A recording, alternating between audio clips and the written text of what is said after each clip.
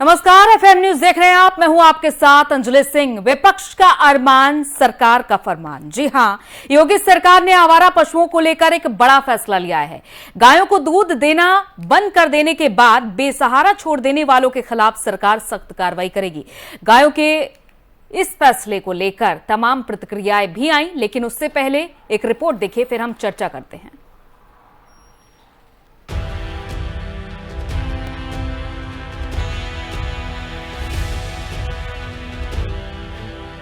योगी सरकार ने आवारा पशुओं को लेकर एक बड़ा फैसला लिया है। गायों को दूध देना बंद कर देने के बाद बेसहारा छोड़ देने वालों के खिलाफ सरकार सख्त कार्रवाई करेगी। ऐसा करने वाले लोगों पर पशु क्रूरता अधिनियम के तहत केस दर्ज होगा। सोमवार को विधानसभा में गाय को लेकर काफी देर तक बहस चली। पहले अखिलेश यादव ने काउ मिल्क को लेकर सवाल उठाए और नेता सदन मुख्यमंत्री योगी आदित्यनाथ ने पूछा कि क्या 4 रुपए अधिक देकर गाय का दूध नहीं लिया जा सकता, क्योंकि भैंस के दूध में फैट होता है और गाय का दूध ज्यादा फायदेमंद होता है। दूसरी तरफ विधानसभा में समाजवादी पार्टी के अयोध्या के मिल्कीपुर से विधायक अवधेश प्रसाद ने कहा कि जब गाय दूध देना बंद कर देती है तो लोग उन्हें सड़क पर छोड़ देते हैं और फिर गाय माँ की मौत होती है। सड़क एक्सीडेंट में इस सवाल को अखिलेश यादव ने भी उठाया था, जिसके बाद सरकार ने बड़ा फैसला लिया और सरकार की तरफ से ये कहा गया कि अब दूध ना देने वाली गायों को अगर सड़क पर छोड़ा गया या उन्हें निकाला गया तो संबंधित गाय मालिक या संबंधित किसान के खिलाफ पशु क्रूरता अधिनियम के तहत केस दर्ज किया जाएगा और फिर कार्रवाई की जाएगी। हालांकि गोवंश को लेकर उत्तर प्रदेश के मुख्यमंत्री योगी आदित्यनाथ पहले से ही सख्ती बरत रहे हैं। जिलों में सड़कों पर घूमने वाला आवारा पशुओं के खिलाफ गौशाला की व्यवस्था भी की गई है और उनके चारे की भी व्यवस्था की गई है। लेकिन सोमवार को सदन में गाय को लेकर लंबा चौड़ा भाषण हुआ, जिसके बाद सरकार ने ये बड़ा फैसला ले लिया है।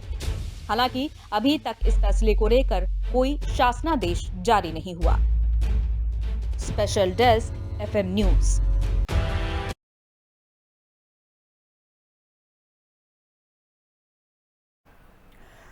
अब योगी सरकार के फैसले को लेकर बीजेपी प्रवक्ता शबनम ने क्या कुछ कहा, सुनिए।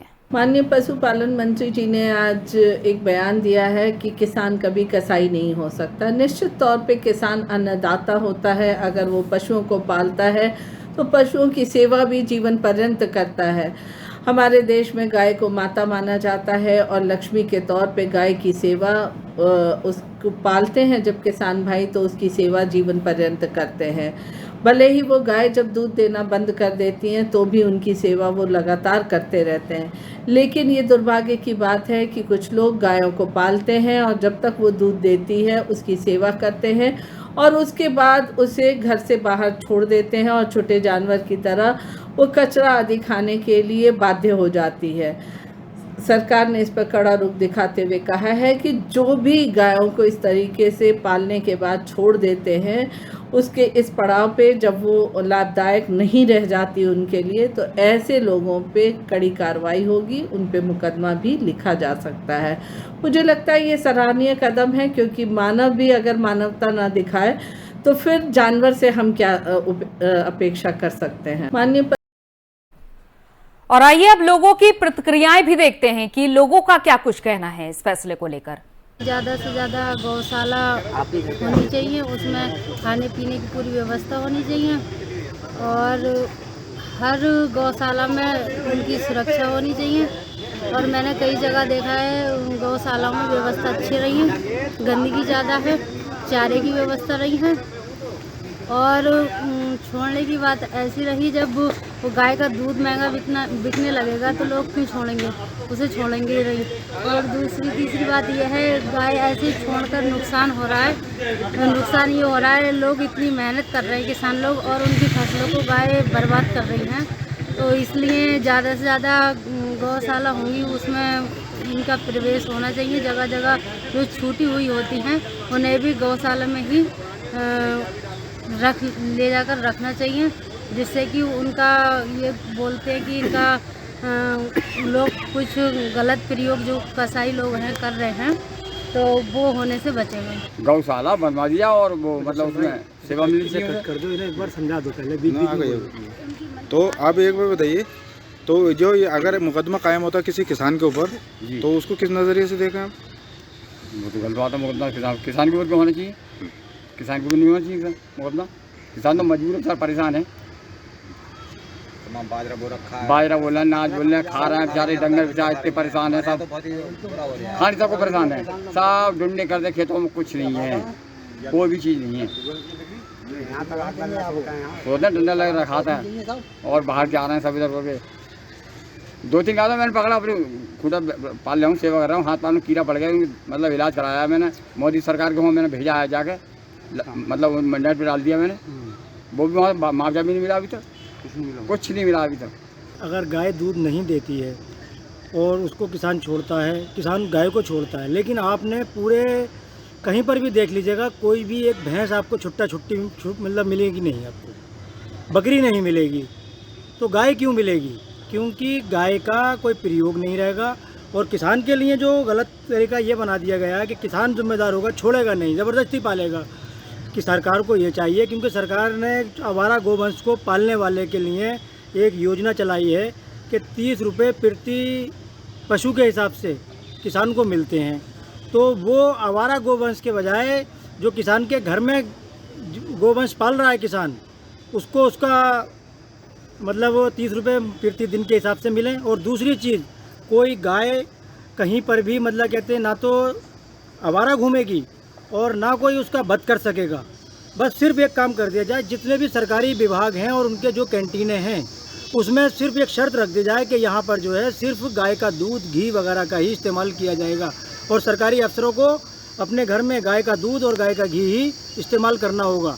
क्योंकि अगर आप एक भैंस पालते हैं और भैंस का लगभग खर्चा आता है 200 रुपये प्रति दिन का, वही खर्चा गाय का आता है। तो गाय दूध देती है 5 लीटर और भैंस दूध देती है 12 लीटर। गाय का दूध बिकता है 25 रुपये लीटर, भैंस का दूध बिकता है 60 रुपये लीटर।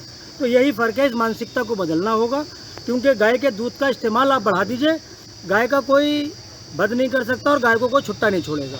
किसान जो है ना एक भैंसी को पालता है और जब वो पालेगा तो उसकी रक्षा भी करेगा। लेकिन योगी सरकार ने जो अभी निकाला है तो मेरी नज़र में वो सही है उसको, लेकिन बिल्कुल सही तरीके से उसको देखा जाए तो योगी जी का फैसला बिल्कुल ठीक है। अब उसको ऊपर जो राजनीति हो रही है, क्या कुछ भी हो रहा है, तो मैं ये जानना चाहता हूँ कि गलत है उसमें। वो योगी बाबा जो भी कर रहे हैं बिल्कुल ठीक कर रहे हैं। और किसान जो कर रहा है, हमारा किसान भाई जो लगातार मेहनत करता है भैंसों का, तो उसकी भी उनको इस्तेमाल करना चाहिए। ज़्यादा से ज़्यादा गौशाला आपके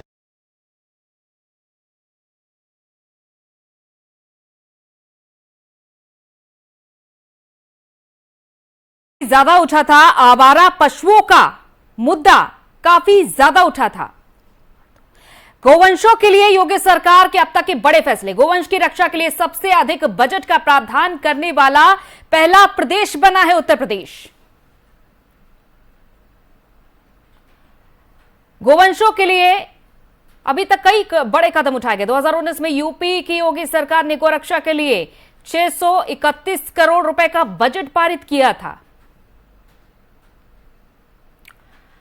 साल 2019-20 के लिए पेश किए गए बजट में गोवंश कल्याण के लिए विभिन्न मदों में करीब 631 करोड़ रुपए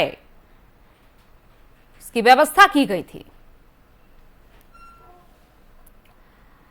गो कल्याण उपकर गौशालाओं के निर्माण के लिए 247 करोड़ रुपए, बेसहारा पशु आश्रय योजना के लिए 200 करोड़ रुपए और कांजी हाउस के पुनर्निर्माण के लिए 20 करोड़ रुपए शामिल हैं।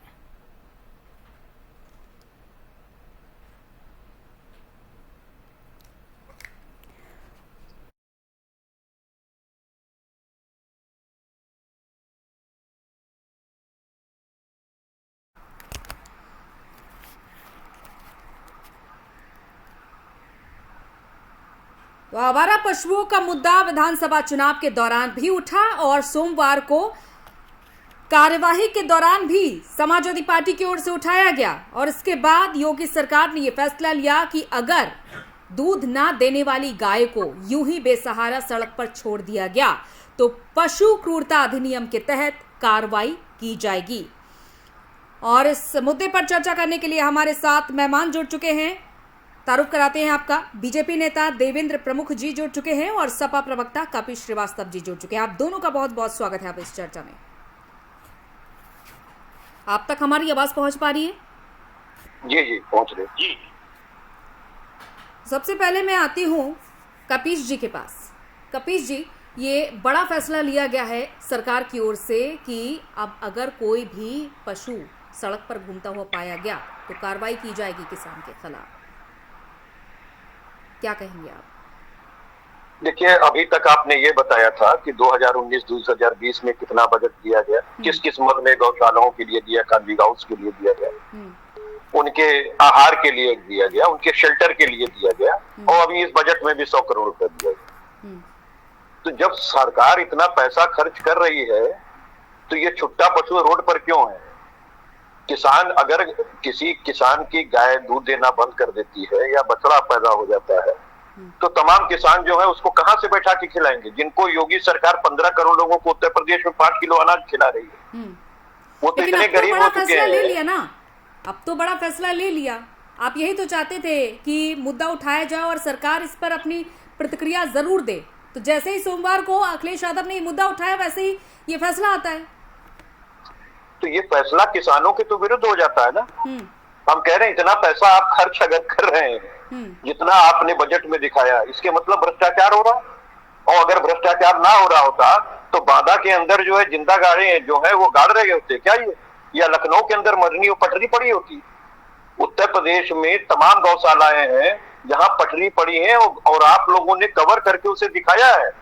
और जिस तरीके से आप देखें दुर्घटना जिस इस समय सबसे ज्यादा जो है सांडों से घट रही है, जो उत्तर प्रदेश के सड़कों पे घूम रहे हैं। ठीक है, नगर निगम क्या कर रहा है? नगर निकाय के आपसे भी जवाब लिया जाएगा आप बजट दे रहे हैं, उस पे वो काम क्यों नहीं कर रहे? जी, और जिस तरह की बातें कपिल जी अभी रख रहे हैं कि किस तरह से लापरवाही हो रही है, आपको गिना भी देते हैं। 25 मार्च 2021 को ग्रेटर नोएडा के जलपुरा गौशाला में 1 दर्जन से ज्यादा गाय मृत पाई जाती हैं। कार्रवाई के नाम पर मात्र FIR दर्ज कर ली जाती है। कौन लेगा इसकी जवाबदेही? देखिए अंजलि जी, जिस तरह से आपने एक क्वेश्चन उठाया, सवाल आया, बहुत अच्छा क्वेश्चन है। मैं बधाई देना चाहता हूं क्योंकि ये जो डिबेट हो रही है इसकी चर्चा सदन में तो थी, सदन में साथ पहले जब चुनाव था जब भी थी, और आज सरकार जब जवाबदेही की बात आती है तो कभी भी प्रत्यक्ष को प्रमाण की जरूरत नहीं होती, अपनी मंशा साबित कर दी। बजट के साथ साथ जो अच्छी बात आई है वो माननीय मुख्यमंत्री जी के द्वारा ये है कि आवारा पशुओं की जो जिम्मेदारी है उसको उठाना जरूरी है। सनातन धर्म के अनुसार गौ जो है वो बहुत पूजनीय है, माननीय है, और जब तक गौ की मुक्ति ना हो जाए, अगर गौ के आखिरी समय में, जैसे आज आपने देखा है कि बहुत ऐसे संगठन काम कर रहे हैं, चाहे वो किसी भी, मुझे नाम लेने की जरूरत नहीं है, कि कोई अगर मर्द गौ उसको सड़क पर मिलती है, गाय मिल जाती है सड़क पर, तो कोशिश करते हैं कि उसका जो है अंतिम संस्कार जैसे होता है सनातन में वैसे ही करते हैं, गड्ढा खुदाना, मुक्ति करना, सारे काम करते हैं। तो एक जिम्मेदारी है, बहुत अच्छा सा मैसेज है देश में जा रहा है। माननीय प्रधानमंत्री जी की भी यही सोच थी और माननीय मुख्यमंत्री जी ने देवेंद्र जी, ये जो जिम्मेदारी थोपी तो नहीं जा रही है कहीं किसानों के ऊपर? क्योंकि किसान फिर क्या करेंगे? किसान सिर्फ गाय की देखरेख करते रहेंगे तो आपकी गौशालाएं फिर क्या करेंगी? गौशालाएं क्या केवल खाली स्थान भरने के लिए ही हैं, मात्र खाना पूर्ति करने के लिए ही है? क्योंकि आमतौर पर यही देखा जाता है कि अगर गाय दूध देना बंद कर देती है तो उसे छोड़ दिया जाता है। अब इसकी जिम्मेदारी कौन लेगा? क्योंकि ये तो सिर्फ सीधे तौर पर किसानों को थोपना हो गया है ये बड़ा फैसला। देखिए अंजलि जी, मैंने सबसे पहले स्पष्ट किया, मैं स्पष्ट ही बोलता हूँ। मैं फिर आपको कहता हूँ कि सरकार की जो मंशा थी वो क्लियर हुई है। मैंने ये कहा कि जिस किसान के यहाँ अगर कोई गौ इस तरह की है कि वो दूध देना बंद कर रही है और उसकी इतनी क्षमता नहीं है कि वो उसको चारा खिला पाए, उसकी देख रेख, उसकी इतनी जिम्मेदारी जरूर समझे कि उस गौ को गौशाला तक पहुंचाए, उसे रोड पर ना छोड़े, उसे आवारा ना छोड़े, उसकी जिम्मेदारी तय की गई है। कोई क्राइम के लिए किसान पर कोई कानून नहीं बनाया गया। मैं स्पष्ट बोल रहा हूँ कि कोई कानून नहीं बनाया गया, और कपिल भाई अच्छे अधिवक्ता है, कहीं ऐसा कानून में लिखा नहीं गया कि सरकार ने कानून पास किया कि किसान जो है गौ छोड़ने पर जेल चला जाएगा। ठीक है कपिल जी, अब आप जवाब दीजिएगा। आप गौशालाओं की बात कर रहे हैं, गायों की बात कर रहे हैं। 1 मिनट देवेंद्र जी, मुझे जवाब ले लेने दीजिए। अब मैं आपको गिनाती हूँ। तत्कालीन सरकार में वित्तीय वर्ष 2013-14 के लिए देखिए 2,21,201 करोड़ का बजट पास किया गया, लेकिन उसमें गौशाला और गौवंश बिल्कुल गायब थे। इनके लिए कोई भी बजट नहीं। 2015-16 के लिए 3,02,687 करोड़ का बजट आपने गौशालाओं के लिए कितना किया? जवाब है 0। देखिए अंजलि जी, आप देखिए जिस समय हमारी सरकारें चल रही थी इस तरह की चीजें तो दिखाई भी नहीं देती थी और ना किसान कभी मुद्दा बनाता था। आप बताइए ना, कब किसान ने किसानी हमारे सरकार के समय में ये रोया कि छुट्टा पशु उसके जो है वो खेत चर जा रहे हैं? अगर वो कोई उदाहरण तो दीजिए। यानी कि आप ये कह रहे हैं तब गाय नहीं इसका थी? मतलब ये है कि उस समय का मैनेजमेंट हमारी सरकार का नहीं थी। इस तरह से तो मैं अभी सिर्फ उदाहरण देना चाहूंगी कि वैक्सीन को लेकर भी तरह तरह की भ्रांतियां फैलाई गई थी, वैक्सीन को लेकर भ्रम फैलाए गए और यहाँ तक कि हमने ये भी देखा तस्वीरों में। सुनिए तो मैं तो एक बात पूछ रहा हूँ कि इनके बजट में सिर्फ भ्रष्टाचार हुआ, इसके अलावा कुछ नहीं हुआ। अगर भ्रष्टाचार के अलावा कुछ हुआ हो इनके बजट में तो मुझे बताइए। जितना इन्होंने बजट दिया है उसमें 30 रुपए में सुबह और शाम का चारा क्या नसीब हो सकता है गाय को भरपूर? आप बताइए। मैं दूसरी बात कह रहा हूँ 2013 से 14, 2015-16 गौवंश गौरक्षा के लिए कितना बजट था? देखिए बहुत सीधी सी और स्पष्ट बातें कह रहा हूँ कि अगर आपने पहले बता दिया होता तो मैं लेकर के बजट बैठता। आप कहाँ से किसका कैसे बजट लेके बैठ रहे हो कर लीजिएगा। लेकिन बावजूद उससे मैं आपको एक बात सवाल कह रहा हूँ कि कोई किसान आपके पास आया था ये कहने के लिए कि साहब छुट्टा पशु हमारे लिए बहुत खतरनाक हो चुके हैं, रात भर हम खेत रखवा रहे हैं। तो हम इस हिसाब से किसानों की मदद करते थे कि वो अपने घर में ही पालन पोषण कर लेते थे। लेकिन इन्होंने तो किसानों को गरीब कर दिया ना। ऐसा सम्मान निधि दे रहे हैं कि 2,000 रुपए ये देते हैं और 2,000 रुपए 4 महीने से दे रहे हैं तो 6,000 रुपए दे रहे हैं। 5 का अगर परिवार है तो आप जोड़ लीजिए 30-40 रुपए का खर्चा डेली आया उसका और 5 किलो अनाज दे रहे हैं। यानी अब किसानों को और देश के अंदर 80 करोड़ लोगों को जी, क्योंकि ये जो आवारा पशुओं का मुद्दा है ये जाने कब से गूंज रहा, खास तौर पर विधानसभा चुनाव के दौरान। ठीक है, मैं मौजूदा सरकार की कमियां भी गिनाने के लिए बैठी हूं, लेकिन सवाल आपसे भी होगा कि आपने क्या कुछ किया था। हमने तो आपके सामने रख दिया, आप प्रश्न ही नहीं कर पा रही। मैं तो आपके सामने रख रहा हूँ कि हमारे समय में क्या किसान ने एक बार भी इस बात की आवाज उठाई थी कि छुट्टा पशु उसके जानवर खा रहे, छुट्टा पशु उसके खेत खा रहे। परियोजना के नाम पर सिर्फ फीता काटा गया, क्या किया गया? सिर्फ प्रोत्साहन राशि दे दिया करते थे आप। पराग किसके समय में लगा? पराग की इकाई किसके समय में लगी? अमूल की इकाई किसके समय में लगी? ये आपके सामने उदाहरण है।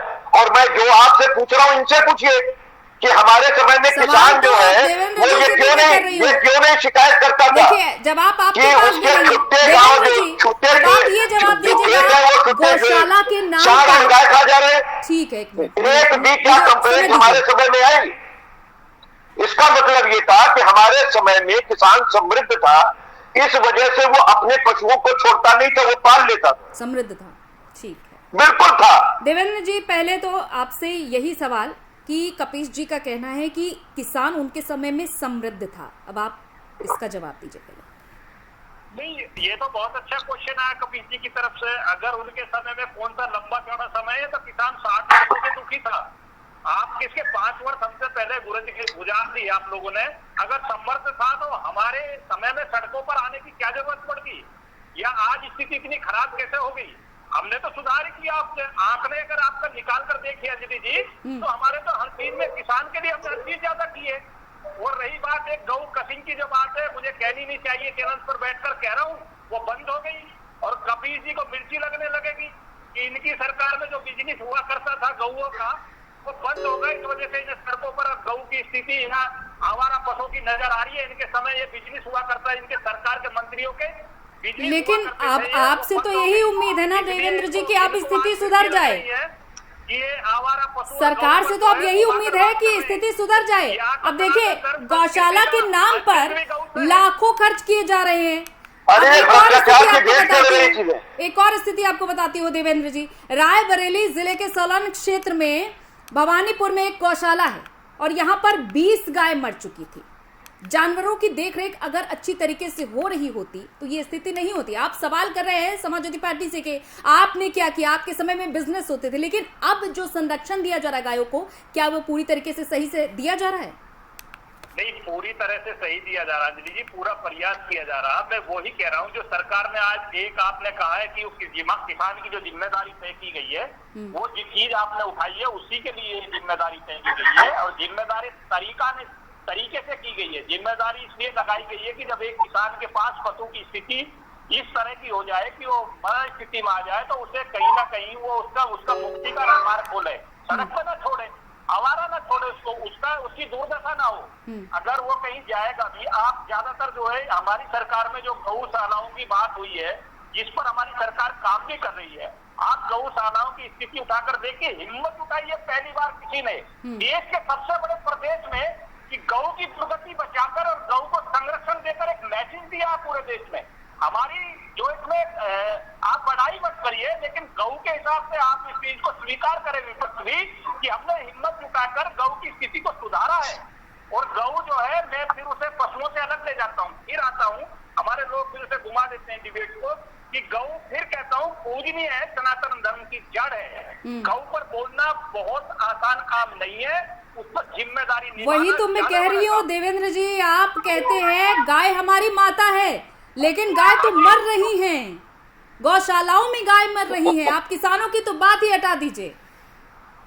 देखिए अंजलि जी, आपका क्वेश्चन बहुत मजबूत है, मैं समझता हूँ, उसका मैं सम्मान करता हूँ। आपने मरने की बात की है, जो इस धरती पर आया, जमीन पर आया, जिसने जन्म लिया, उसे मृत्यु भी उसकी निश्चित है, और ये भी शास्त्रों के अनुसार है।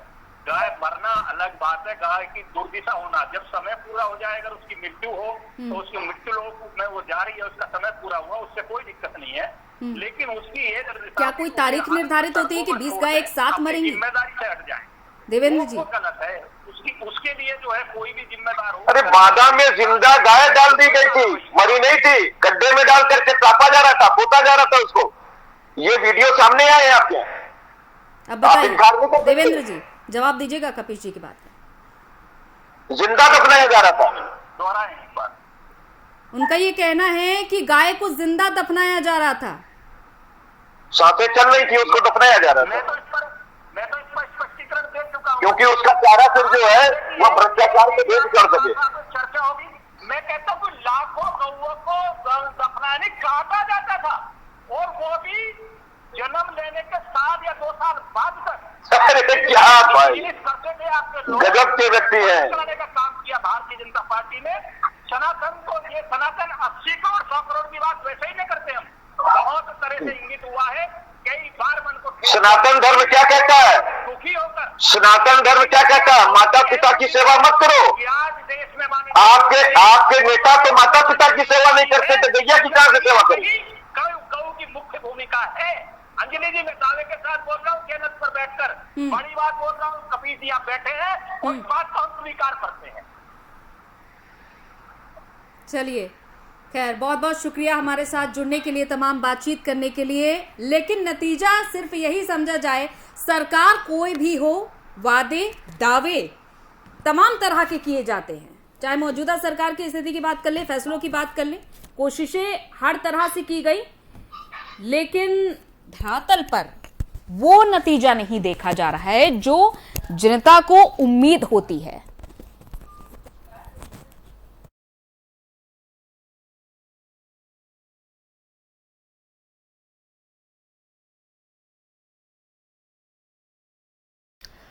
अब विपक्ष लगातार मुद्दे उठाता रहा है और सरकार ने तुरंत ये फैसला लिया है। शासनादेश अभी तक नहीं आया है, लेकिन जब शासनादेश होगा तब क्या क्या प्रतिक्रियाएं आती हैं और किस तरह की मुश्किलें किसानों के सामने आती है, ये भी देखना होगा। क्योंकि पशु मंत्री धर्मपाल सिंह ने ये कहा कि किसान कभी कसाई नहीं हो सकता और कसाई कभी किसान नहीं हो सकता। हम कसाईयों पर कड़ी कार्रवाई करेंगे। अब देखना होगा कि किस तरह से कार्रवाई होगी, और अगर कोई पशुओं को आवारा छोड़ता है, यानी कि दूध ना देने वाली गाय को यूं ही सड़क पर छोड़ दिया जाता है, तो चिन्हित कैसे किया जाएगा? और अगर किसी किसान के पास इतनी आय नहीं है कि वो पशु की देखरेख कर सके, तो क्या उसके लिए भी सरकार कुछ सोचेगी? चलिए, इसी के साथ इस बुलेटिन में इतना ही। इजाजत दीजिए, नमस्कार।